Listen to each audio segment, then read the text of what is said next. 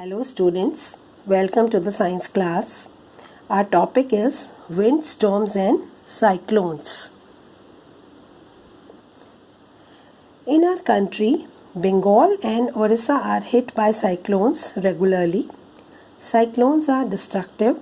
Cyclones and storms are related to wind. Students, you know that moving air is called wind. So first, you should understand some facts about air. Students, as you know, that air is all around us. You should note that air exerts pressure on all the objects. To prove this point, that air exerts pressure and activity is done. You can see the activity in the slide. Activity is take some water in a tin can, boil the water for a few minutes, then close the lid tightly and pour fresh water over the can. The shape of the can gets compressed.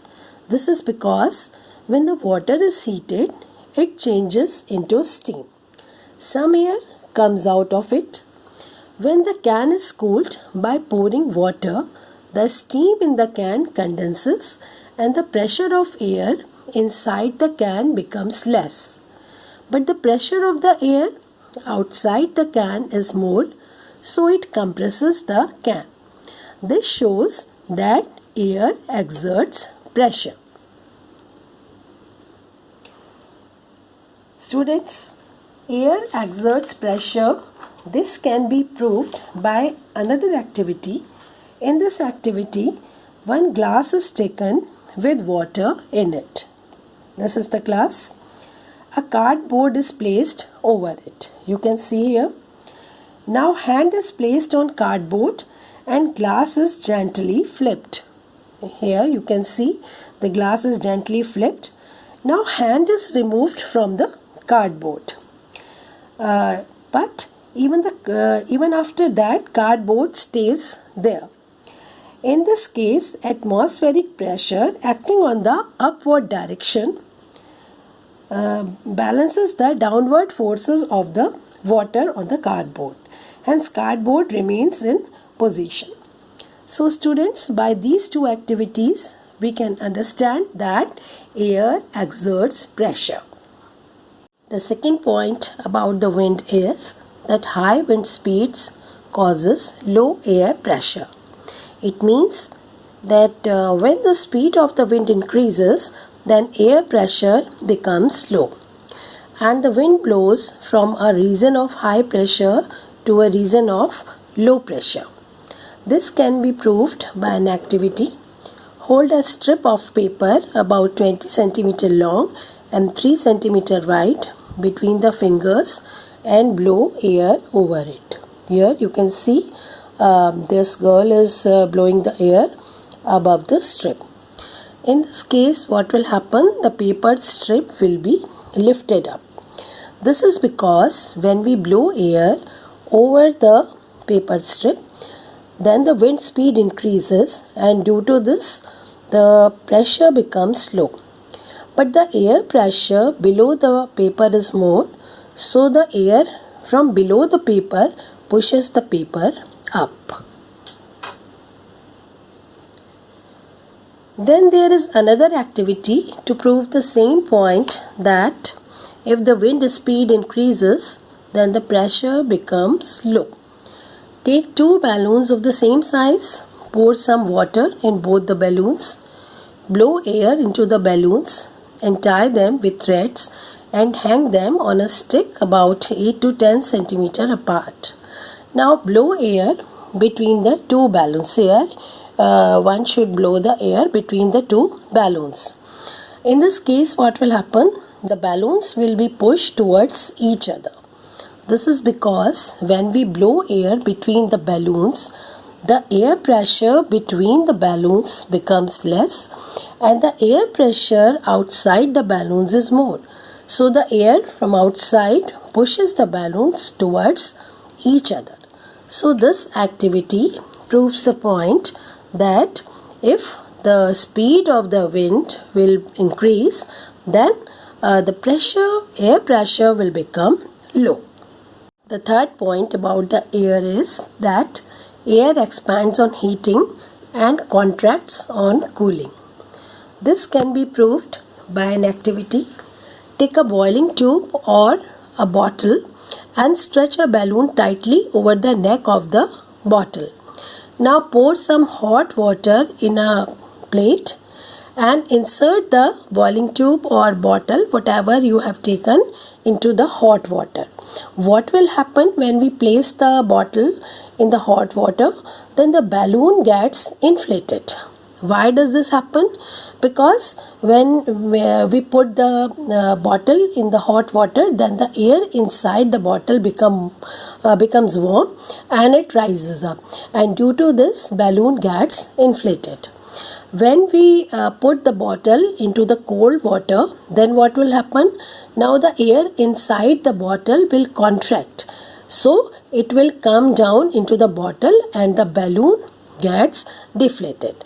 So this shows that air expands on heating and contracts on cooling. The fourth point about the air is that warm air is always lighter than the cold air. Warm air is lighter than the cold air, so it will always rise up.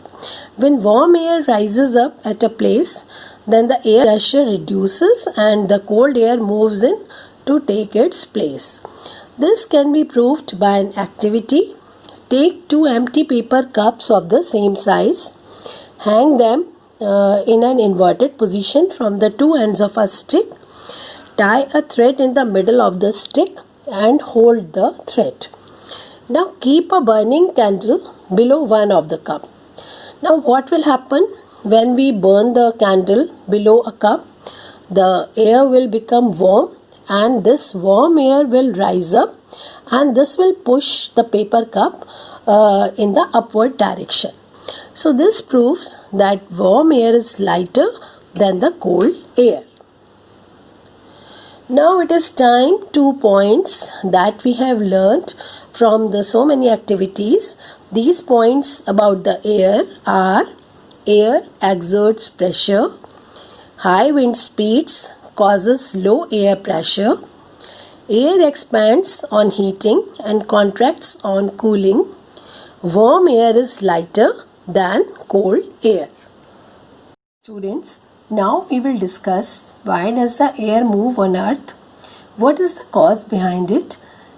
Sun is the source of heat for earth, but all the places on earth do not get the heat in equal amount. Reasons: close to equator get maximum heat from sun, so when warm air rises, the cooler air comes to take its space. In this way, air starts moving. So uneven heating of the earth causes wind movement.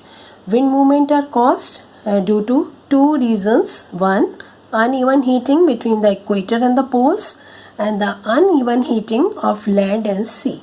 So we can study this in 2 parts. First is uneven heating between equator and poles. The reasons: near the equator gets maximum heat from the sun. Air in these regions become warm and rises up. And the cold air from the regions between 0 to 30 degree latitude, north and south of the equator moves towards the equator. As you can see from the direction of the arrows, the air is moving towards the equator. At the poles, the air is colder than the air at 60 degree north in this region, and the air at this latitude rises up. As you can see here in the red line area, the air here is warmer, so it rises up, and the cold air from the poles moves in to take its place. So in this manner, uneven heating between equator and poles causes the wind movement on earth. Second, uneven heating of land and sea. In summer, near the equator, the land gets heated faster than the sea. This is sea and this is land. So land gets heated faster than the sea. The air over the land gets heated faster and rises up. and cold wind from the sea flows towards the land. These winds carry water and bring rain. In India also, the monsoon winds carry water and bring rain. In winter season, the direction of the wind is reversed and wind flows from the land to the sea, as you can see in this picture, because the water cools down more slowly than the land, so air above the land is cooler as compared to the air above the sea. So the direction of the wind will be from the land towards the seas. So here this phenomena you can see in both these pictures. Students, during rainy season you must have seen the thunderstorms. These are quite common in India. So how does a thunderstorm form? When the temperature rises in the atmosphere, strong winds rise upward. Here you can see warm and humid air is rising up in the atmosphere.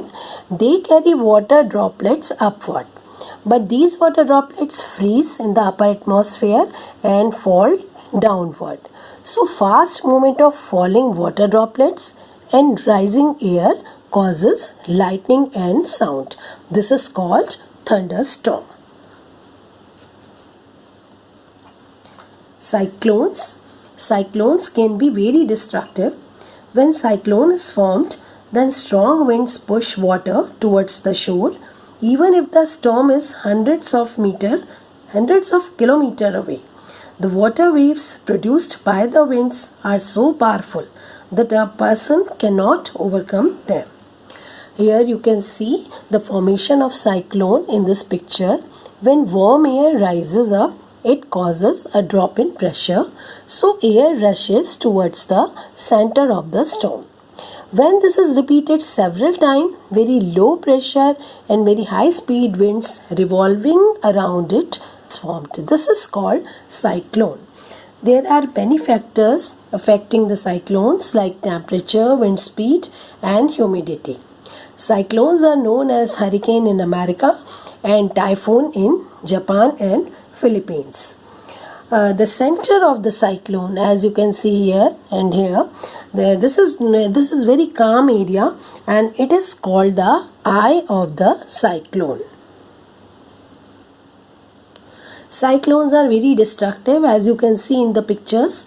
The strong winds during a cyclone causes very high sea waves, as you can see in this picture, and sea water moves towards the shore and enters low-lying areas. It causes loss of life and property. It causes damage to roads, dams, houses, trees, crops, power lines, etc.